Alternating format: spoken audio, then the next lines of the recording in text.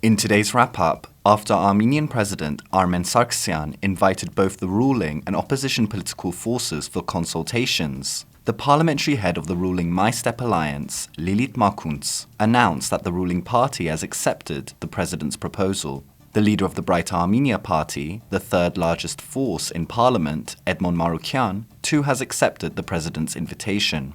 The Homeland Salvation Movement, the 17-party bloc calling for the resignation of the Prime Minister, also accepted the president's proposal, but furthermore stated that the consultations must be conducted according to a specific agenda, which should include the PM's resignation.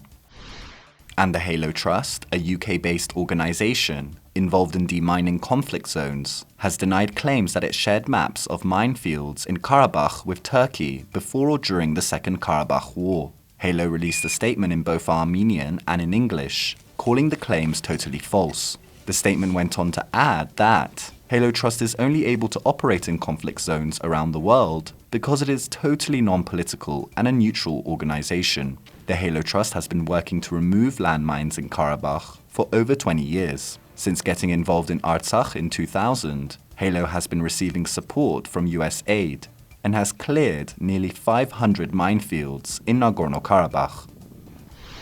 Armenia's Defense Ministry has announced that from March the 16th to 20th, joint tactical military exercises will be held in all operational directions. According to the ministry, the exercise will involve about 7,500 servicemen. This comes as Azerbaijan too has announced that it will be holding military exercises not far from the Armenian border. The Azerbaijani Defense Ministry reported that 10,000 servicemen will participate.